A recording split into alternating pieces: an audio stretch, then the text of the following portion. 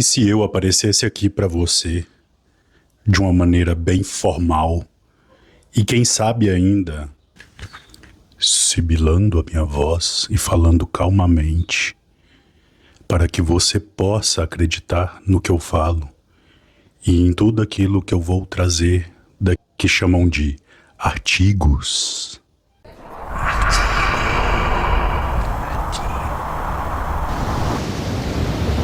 Bem, eu não sou assim, então vamos seguir para um vídeo mais humano, mais normal, mais pessoa.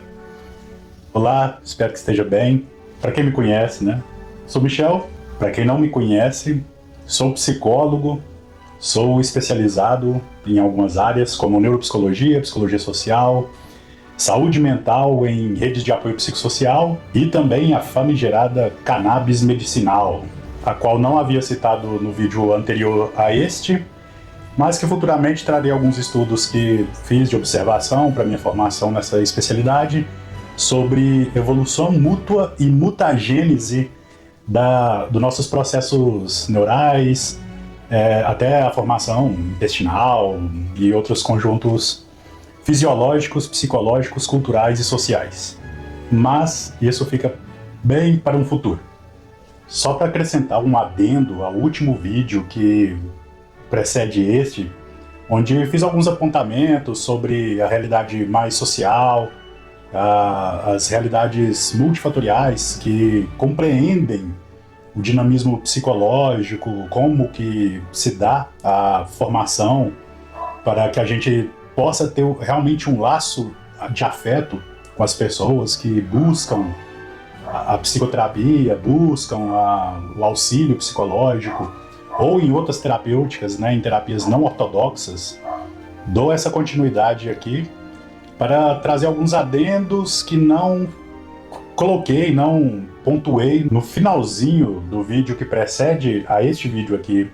Eu coloquei de forma muito rapidamente sobre uma das coisas que tem sido usado pela psicologia baseada em evidências, né, ou a cognitiva comportamental, às vezes até o behaviorismo, seja lá como, o comportamentalismo, né, digamos assim, que é sobre métodos milenares de reestruturação psíquica a partir da respiração, concentração, sentimento de conscienciosidade, e tudo isso sempre foi chamado de meditação. Todavia, a meditação, quando ela não consegue ser retirada dos processos psicoterapêuticos, então, a partir de quando ela é estudada nos laboratórios, na observação dos fenômenos neurais que compreendem o cérebro e também como que o cérebro reorganiza as funções cardíacas, cardiovasculares e tudo mais, a partir de então, tendo visto isso, a ciência, né, numa busca de esvaziamento de métodos ancestrais, busca um novo nome para isso, usando o mesmo método milenar, que quizá tem uns 4.000 anos, ou para mais, ou para menos, chamando a meditação de Mindfulness. Um nome chicoroso para um método ancestral. A partir disso, é um dos pontos também que se deve permear a crítica, que quando eu digo faço essa crítica, né, para a psicologia baseada em evidências, não é que é para retirar a busca de evidências científicas, empíricas, que possa melhorar a prática metodológica das terapêuticas. Mas é sobre isso, como que deturpam, tomam de apropriamento fenômenos terapêuticos milenares e tentam dar uma nova fachada, uma classificação para dizer que agora sim é científico. E diante disso, vou apontar só mais alguns para o vídeo não ficar tão longo, de vários. Se você tiver ideia, observação sobre isso em outros contextos, por favor, diga aí, para a gente poder ampliar isso. Não vou continuar fazendo sempre vídeos de crítica. O próximo vai ser sobre como que o fenômeno coach se dá aqui no Brasil a partir de grandes pensadores que todo mundo já gostou ou gosta. Por exemplo, Pondé, Leandro Carnal, entre outros. E a partir da estética deles que foi se construindo esses mentores, esses gurus estranhos, o coach quântico, né? Imagina você chega no coach quântico e fala assim, rapá, os seus prótons estão completamente elétrons. Caralho. Mas enfim, via crítica será apenas mais esse, depois eu vou retomar para alguns estudos teóricos e observações também de dinâmicas espirituais que permeiam tanto nos estudos científicos, quanto também trazer essa amálgama para observações também de animes, cultura pop e por aí vai. Mas então vamos seguindo. Além disso, do mindfulness, né, ser muito corroborado de dentro das meditações, né, orientais, algumas meditações ocidentais também, né, conhecido como a mística cabalística, a mística dos pré-cristãos, né, que eram conhecidos como ofitas, e que possivelmente é de onde que se funda o ceticismo, que é tão usado hoje em dia para se criticar e duvidar de tudo, esses grupos que, possa-se dizer, foram permeados pelos ensinamentos de Jesus, de outros pensadores, eles criaram essa visão crítica para não se apartar do mundo, como é dito dos gnósticos, mas justamente para entrar num distanciamento daquilo que faz a gente entrar num consumo, como se o consumo fosse prosperidade. Se você quiser saber mais sobre isso, né, que esse apartar do mundo, distanciar do mundo, não é que esperam um grande mundo espiritual e que condenam o mundo material, tá mais para sobre isso de querer ter mais, sempre ter um ter que diz aquilo que você é. Eu recomendo o canal Apócrifa, da professora Alaya. Lá você pode ver mais estudos que compreendam esses simbolismos e estudos históricos com o método filosófico da professora. Mas voltando aqui, um outro termo que também é muito utilizado hoje em dia é chamado efeito Dunning-Kruger. Muitos conhecem o efeito Dunning-Kruger como simplesmente essa inflação que dá da pessoa que acha que possui um saber e é melhor do que outra pessoa, acha que sabe de tudo e tudo mais. Mas os próprios pesquisadores que vão dar esse nome também falam sobre a deflação também, né? Quando ocorre que as pessoas estudam demais e começam a entrar numa depressão e vem aquela incerteza, né? Essa incerteza, ela causa uma certa depressão pelo não saber. Gaston Bachelard, Kierkegaard também, se não me engano, estudaram sobre esse desejo de saber e do não saber e como que isso atrapalha no método de desenvolvimento científico por ficar tentando se especializar demais. Tentar saber da rebimboca, da parafuseta, do joelho esquerdo, mas se vem a pessoa com dor no joelho direito, já era, né? Já não entende mais. Enfim, esse fenômeno que é conhecido hoje em dia de efeito Dunning-Kruger, ele já era muito estudado. Recomendo inclusive para pessoas não praticantes de psicoterapia, mas que gostam de aprender, de estudar, o livro O Eu e o Inconsciente, de Carl Gustav Jung. Não é um livro assim referência para estudantes de psicologia ou para quem já está na profissão, mas é um livro assim de aprofundamento, de entendimento muito rápido, para entender sobre essa inflação do ego, deflação do ego. Jung já trazia esses estudos ali, apontando justamente o mesmo efeito. Então, mais outra coisa que é corroborada pelas neurociências, mas não ditas a sua origem, né, a sua fonte primária de estudos e de entendimento. Vamos então para mais outra. Um outro conceito também que é muito utilizado na neurociência para entender que às vezes a consciência é um processo cerebral, é um processo neurológico, né, dos neurônios que percorrem o corpo e tudo mais.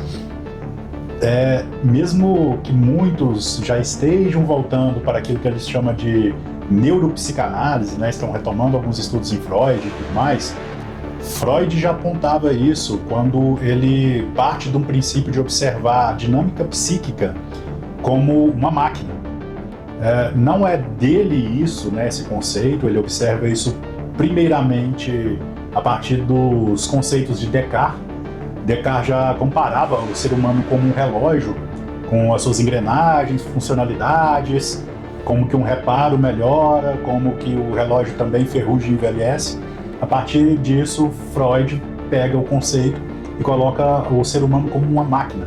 E disso vai reestruturando, né? Entendendo que o ego percebe uma coisa e aquilo que ele reprime ou reestrutura forma o inconsciente. O inconsciente é como se fosse também um balde, uma poça vazia onde que vai sendo acumuladas as experiências, o esquecimento e tudo mais, e que surge em um ato falho, já falo sobre isso. E a partir daí que se tem um inconsciente, tem uma natureza instintiva que ele chama de id, o id, né, que é muito conhecido, ou isso, que depois Lacan vai falar. A partir disso, com essa visão maquínica, a esquizoanálise vai também redefinir o conceito de consciência, demonstrando que a consciência ela não parte só de processos neurais e cerebrais, ou da percepção da cognição. A esquizoanálise, já desenvolvida por Gregório Bramblitch em conceitos indígenas, começa a perceber que a consciência também pode ser formada pelos pés, pelo pé que toca a terra, pelas mãos, pelo coração, pelo pulmão, pelas costas, pela raiz do cabelo. Vai entrando numa pluralidade multicultural, demonstrando que o fenômeno de tomar-se consciente é muito mais amplo do que só pensar numa estrutura maquínica, cerebral, neural e suas pequenas composições psíquicas. Por fim, esse ato falho, quando Freud cria esse conceito a partir de fenômenos de esquecimento, ruptura, ele deixa de lado o entendimento também de fenômenos, por exemplo, que formou um país igual ao Brasil, onde a nossa linguagem é afetada por inúmeras decorrências genéticas da mescla humana que teve aqui, né, de tantos povos, né, independente de como tenha sido o processo de colonização e tudo mais. Mas agora que estamos aqui com o cérebro formado atual, a gente entende que o processo de linguagem também atravessa esses mecanismos genéticos e acaba que muitas palavras não decorrem num ato falho, quando elas apenas parecem aquele tropeço, né, da nossa fala. Um ou outro sim, não é para descartar toda a teoria freudiana por causa disso. Alguma coisa ou outra, dependendo de como está o contexto emocional, né, da conversa entre os pares ou dentro de uma psicoterapia, um ou outro sim, pode apresentar uma recorrência de ato falho, mas uma grande parte a gente só tem esse trupico na língua porque a gente é uma feijoada genética, né? A gente tem uma ampla carga estrutural que compõe o nosso psiquismo. Então, mas esse é outro ponto. E a partir de então, com todas essas fachadas, né, para também de se dizer sobre um dos processos que faz a gente conciliar várias ideias e pensar, criar um pensamento, um entendimento que vai para além do pensamento, chamado de intuição.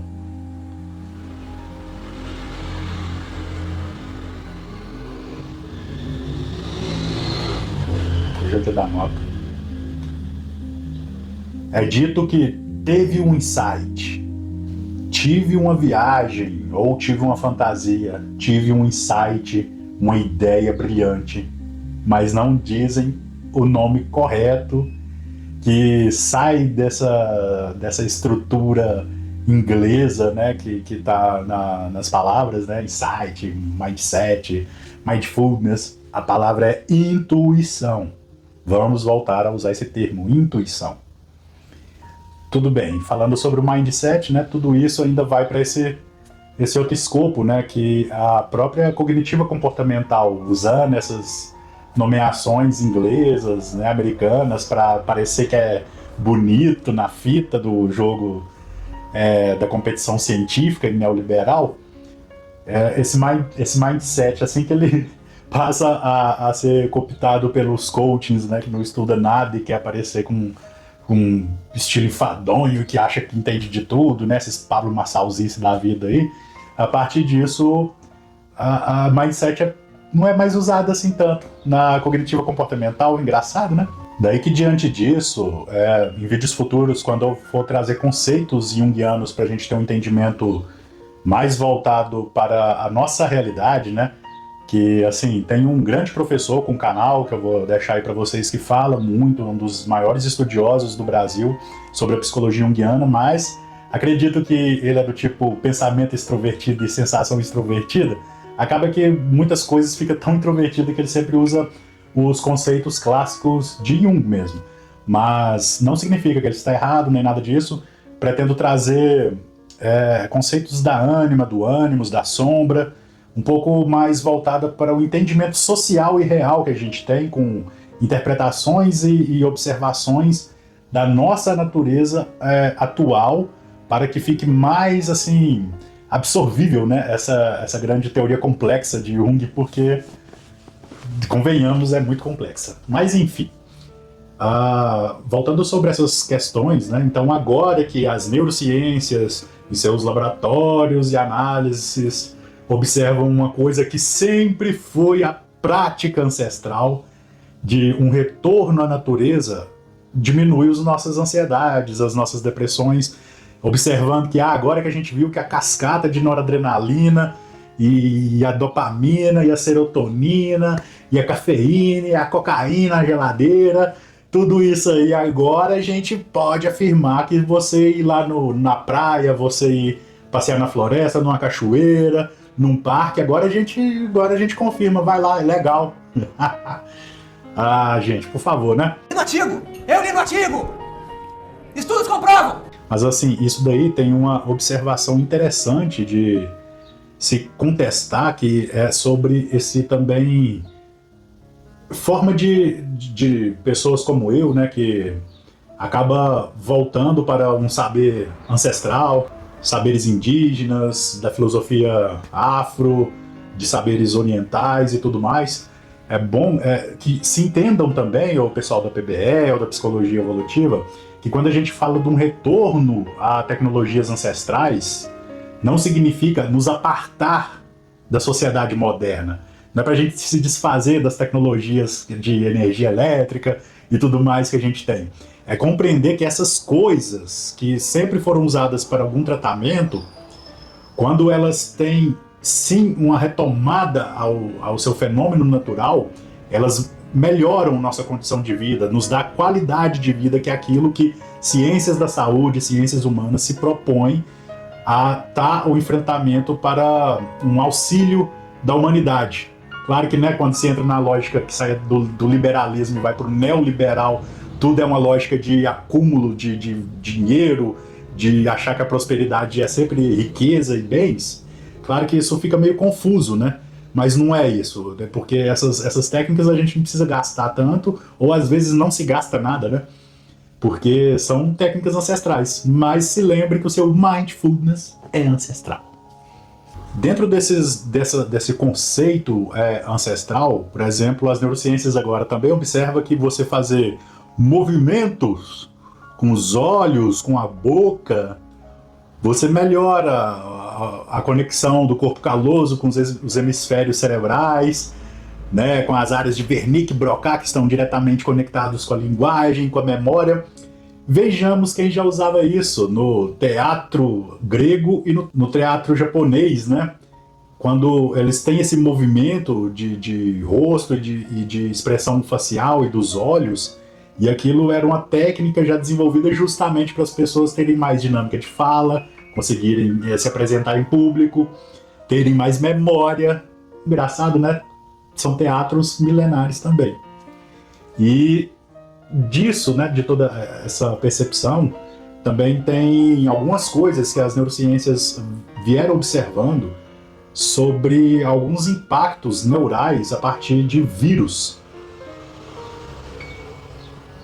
como alguns vírus de doenças infecciosas, tais como a sífilis, que causa demência precoce, a demência neural, que é um decaimento das sinapses e também, né, de morte de neurônios, que é bem diferente, igual alguns pensam que a cannabis faz, né, que agora com um estudo neurológico voltando a ver que pessoas com epilepsia, com doenças que causam, né, essas demências, recuperam com o uso correto de moléculas endocannabinoides. Mas isso, como eu disse, vai vir mais para frente sobre esses estudos.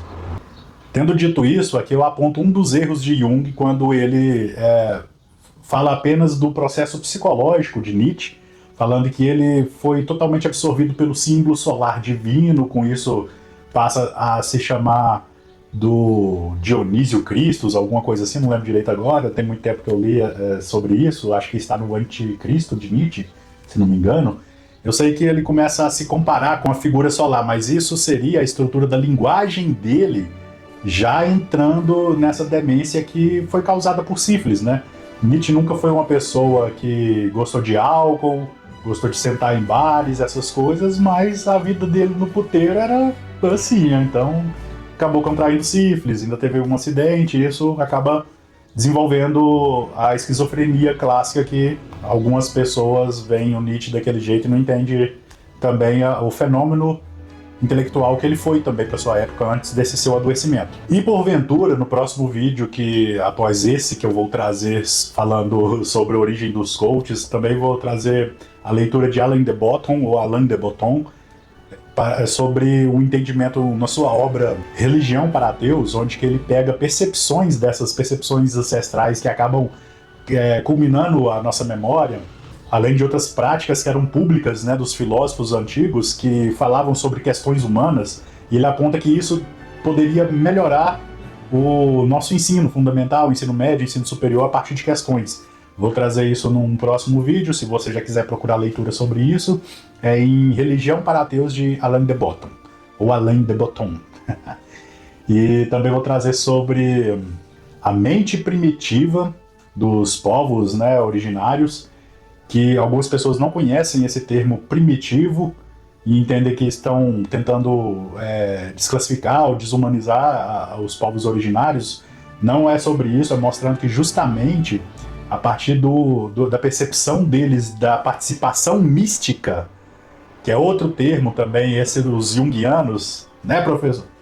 Os junguianos acabam falando só como Jung escreveu, né, que é participação mystique, mas convenhamos, gente, por causa de um medo de não ser comparado como ciência, né, nessa competição esdrúxula e enfadonha brasileira, vamos falar o termo no nosso brasileirês mesmo, participação mística, porque é uma forma de entendimento daquilo que é um objeto externo à natureza, tendo intercorrência com a subjetividade interna. Ou seja, numa palavra bem melhor, a floresta fala, os rios falam, o céu fala, as nuvens falam. A partir disso, dessa observação, dessa participação mística, foram que povos indígenas, por exemplo, reflorestaram, criaram uma das maiores agroflorestas, com estudos agora arqueológicos e biológicos mostrando isso, há pelo menos 20 ou 14 mil anos, que é conhecido como Amazônia. Então, assim, a partir daquilo, sentindo a natureza, a participação mística trazia esse entendimento. Vou falar mais um pouco sobre isso também, futuramente. E sobre a arte como o fenômeno de evolução neurológica, psicológica, biológica, tudo.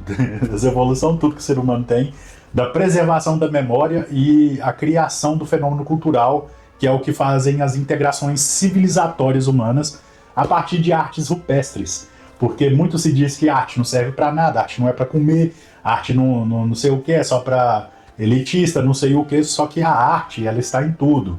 Você que gosta de uma música sertaneja, de uma música eletrônica, você que consome conteúdo na internet, você que gosta de estilo, roupas, a arte sempre atravessou a sua linguagem, o seu psiquismo, o seu entendimento de mundo.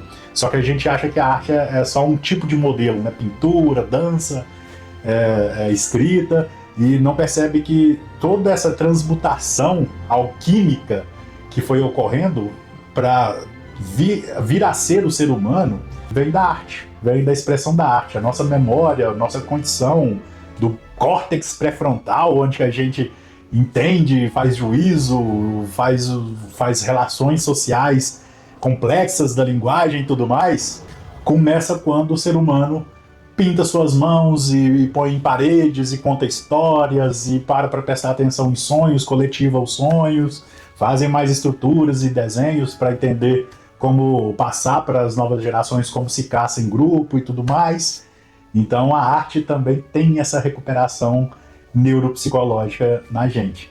E para finalizar, na obra Prática da Psicoterapia, que é uma obra que quem é estudante, iniciante, quem já se formou, quem já formou há muito tempo ainda, aí seria interessantíssimo voltar. Eu vou ler só uma parte do parágrafo 4, ainda na introdução aqui, da obra completa 16/1, a Prática da Psicoterapia de Carl Gustav Jung, que é o seguinte: é até um erro profissional tratar o homem coletivo de maneira que não seja a maneira tecnicamente certa, entre aspas.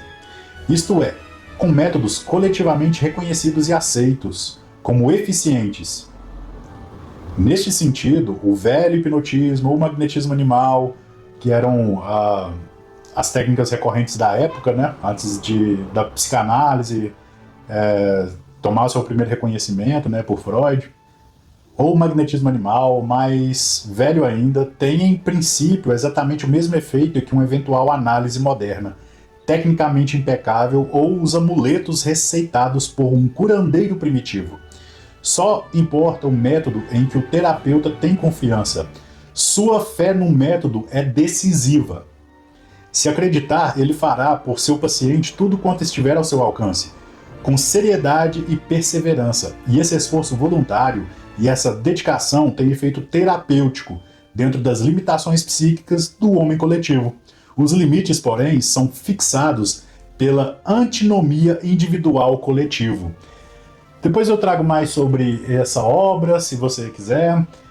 Ela é muito interessante, mas aqui também descarta isso que alguns pequenos canais, grandes canais, acaba falando que Jung acaba retirando o processo espiritual da parada, fica cientificando tudo, psicologizando tudo, sendo que Jung é justamente aquele que dá o retorno para as práticas científicas de falar, olha, não é só psicoterapia, não é só uma clínica que resolve a coisa, a sociedade resolve, o teólogo resolve, as práticas primitivas, as práticas de curandeirismo resolvem, vai depender de como que a pessoa se conecta, como ela tem a sua participação mística nesse todo.